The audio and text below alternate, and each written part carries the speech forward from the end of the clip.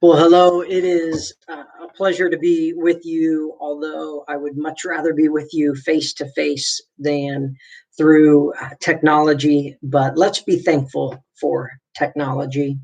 These are certainly crazy days, unprecedented times. But let's be encouraged that God is still on the throne. None of this comes as a surprise to God. And if we look a little bit deeper than just the surface, there are some things that we have to think to ourselves, yeah, God is actually orchestrating and working through these things.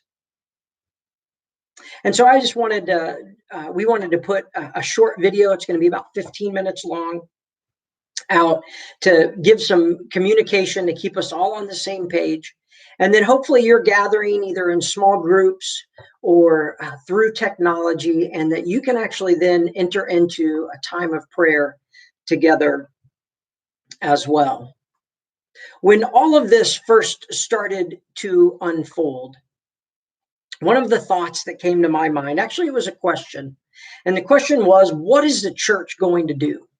And I'll be honest, when I first had that question, what I meant was, what's the upper room going to do? Like, what's the office of the upper room? What's the organization of the upper room going to do? And part of that's just my season in life and the position that I'm in. But as we continue to ask that question, the foundation is changing. And it really should change, to be honest with you. Because the church is not the organization. It's not the programs that we develop. It's certainly not the building. It's not this office that I'm sitting in. And actually, we can no longer even participate like we used to in the organization, in the programs. But as we change the foundation of that question, the question still remains, because the church isn't the building or the office or even a gathering in a certain place on a certain day, because the church is you. You're the church, and I'm the church. The church isn't an organization or a program or even a programmed meeting. It's the people. And so as we begin to change that question, the foundation of it, it's what's the church going to do in the context of what am I going to do and what are you going to do? And this is where it gets really good, because nothing can stop the church. You can't cancel the church because we're the church. And so what are we going to do? What's the church going to do? We're going to continue on mission. Nothing can stop that. We're going to continue to love God with our heart, our soul, our strength, and our mind. And we're going to continue to love others. We're going to love our neighbors as the Lord loves them. And so whether you're gathering in a small group this morning or by yourself or in a family, let's continue to be the church. Nothing can stop us to continue to be the church, because we can glorify him. We can bring honor and glory and praise and thanks to his name. We can continue to stay in his word. And as we send out emails and as we continue to encourage people, and this morning we're going to continue to stay in his word, and we're going to continue to pray. We're going to seek his face in prayer. This is how we love God. This is how we relate to him. And we're going to continue to love others. We're going to continue to love them selflessly. And we've often talked, when Jesus sent out the disciples, he sent them first to Jerusalem, and then Judea, and then Samaria, and then the ends of the earth. And some of you may have been planning to go to the ends of the earth, and you can't do that any longer. But here you are in Jerusalem. So let's go out and love those in Jerusalem. And that's probably your family, your small group. Let's take this opportunity to love and encourage our husbands and our wives, our children and our parents, our brothers and our sisters, maybe our roommates, like never before. Connect with them in a new way, in a deeper way. The great thing about the day and age that we live in is we're not even hemmed in by not being able to go out, because we have technology. We can pick up the phone and call someone and connect with them and pray with them all throughout the day.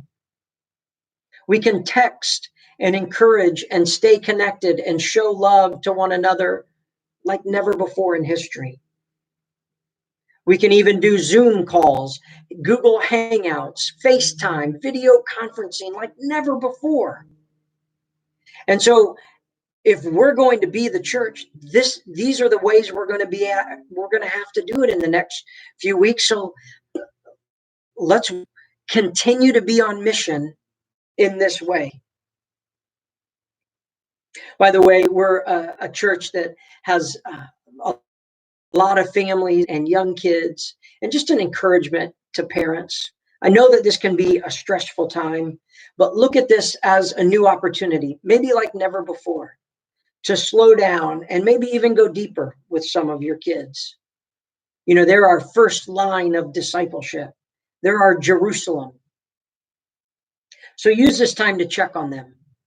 See if they're having some questions that are a little bit deeper and a little bit more difficult to answer, and wrestle with those questions with them. And maybe there'll be opportunities and landing strips to go deeper with them. Take that opportunity as a God-given opportunity. You see, I think the Lord's taking away some of our opportunities, like to meet in larger groups, but giving us others as a replacement to those. So let's be thankful and take those. So although the church may not be a place where we're meeting on Sunday mornings like we used to, the deeper definition is still there. The deeper definition of God's people following after him, worshiping him, encouraging one another, loving God and loving others will continue. And we can either say, well, things aren't like they used to be, or we can say, you know, Lord, you have something new for us. So let's look in to what those new opportunities are, and let's walk out and be his people. I just have a few scriptures I want to go through that I think will be an encouragement to you. And the first is in 2 Timothy chapter 1. Paul's writing to Timothy from a prison.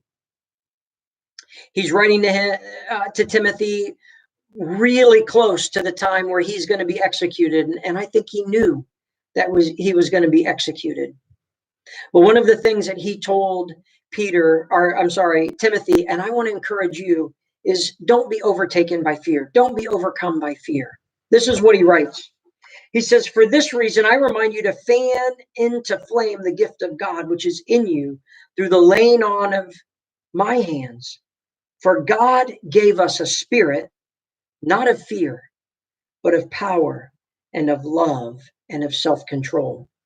If Paul, literally being in a prison, can not be overcome by fear, but be functioning in power and love and self-control, certainly we can function in that as well. And it's because of the spirit that he's put within us that we can function without fear. And so maybe we need to fan into flame in our own lives and in the lives that we're connecting with that spirit so that we're not overcome by fear. The other scripture that I want to encourage you with this morning is out of Mark 4. And this is a story of Jesus calming the wind and the waves. In verse 35, it starts out and it says, on that day, when evening had come, he said to them, let us go across to the other side. And leaving the crowd, they took with them in the boat, just as he was. And other boats were with him. And a great windstorm arose, and the waves were breaking into the boat. So the boat was already filling. Let's not be those that aren't looking at the reality of the situation. We're in a storm. We're in unprecedented times. So I'm not saying that the wind isn't blowing, and I'm not saying that the waves aren't splashing over the boat. They are. But let's read the rest of this story. But he was in the stern. Jesus is with us in the boat. He was asleep on a cushion, and they woke him up and they said to him, "Teacher, do you not care that we are perishing?" And he awoke and he rebuked the wind and said to the sea, "Peace, be still." Jesus is in the boat with us, and whether he's saying peace, be still to the wind and the waves, or whether he's telling us peace, be still, we know who's with us. The Prince of Peace is in the boat with us. The wind ceased, and there was great calm, and he said to them, "Why are you so afraid? Have you still no faith?" Lord, fill us with that faith. And then verse 41, it says, "And they were filled with fear, with great fear, and said to one another, who then is this, that even the wind and the sea obey him?" We know who he is. He's the Prince of Peace. He's the one, after his death and resurrection, stood among the disciples in the upper room and proclaimed, "Peace be with you." So just as an encouragement, I want to fan into flame that peace. We're going to look at 3 scriptures. We emailed these out to you so that in your small groups or over Zoom or Google Hangouts or the phone, you can pray these scriptures with one another. The first one is Psalm 91. And I'm not going to read it all, but I do want to read just the first 2 verses because I want to highlight something in here. And it says, "Whoever dwells in the shadow of the Most High will rest in the shadow of the Almighty. I will say of the Lord, he is my refuge and my fortress, in my God, in whom I trust." Psalm 91 is a powerful psalm. But in these first 2 verses, I read a commentary about them from crosswalk.com, and it mentioned that there are 4 different words for God just in these 2 verses. And I thought it would be an encouragement for you to just highlight those. The first word is the shelter of the Most High. The Most High is the Hebrew word Elyon. It suggests that he's the supreme monarch. He's elevated above all things. The second is the shadow of the Almighty. The Almighty here is translated as the Hebrew word Shaddai. And it has lots of different meanings throughout the Old Testament, but one of them is that he is mighty and powerful, strong beyond our imagination. The third word is in verse 2. It says, "I will say of the Lord." The Lord is the personal name for God. Yahweh or Jehovah, it's sometimes translated. This is the relatable name that God has for his people. This was the name that he used with Moses at the burning bush when he revealed himself to Moses. And the last is my refuge, my fortress, my God in whom I trust. This is the Hebrew word Elohim. And it means the one who is first, the creator over all things. The other 2 scriptures that we emailed out and want to encourage you to read through and to pray through are Psalm 46 and Psalm 23. Psalm 46, verse 1 says, "God is our refuge and strength, an ever-present help in trouble. Therefore, we will not fear. Though the earth give way and the mountains fall into the heart of the sea, though its waters roar and foam and the mountains quake with their surging, there is a river whose streams make glad the city of God, the holy place where the Most High dwells. God is within her. She will not fall. God will help her at break of day. Nations are in an uproar. Kingdoms fall. He lifts his voice. The earth melts. The Lord Almighty is with us. The God of Jacob is our fortress. Psalm 46 continues, but just a psalm again of recognizing he is our protection. In times of trouble, when the earth gives way, when the mountains fall into the sea, when the waters roar and foam, he is our fortress. And then Psalm 23, it says, the Lord is my shepherd, I lack nothing. He makes me lie down in green pastures. He leads me beside quiet waters. He refreshes my soul. He guides me along the paths of righteousness for his name's sake. Even though I walk through the darkest valley, I will fear no evil, for you are with me. Your rod and your staff, they comfort me. You prepare a table before me in the presence of my enemies. You anoint my head with oil. My cup overflows.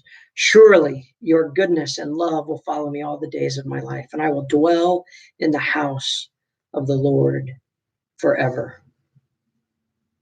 Well, as you now go and in your families, maybe even alone or in small groups or over Skype or Zoom or Google Hangouts, whatever that is, I just encourage you to pray through these scriptures. May the Lord bless you and keep you.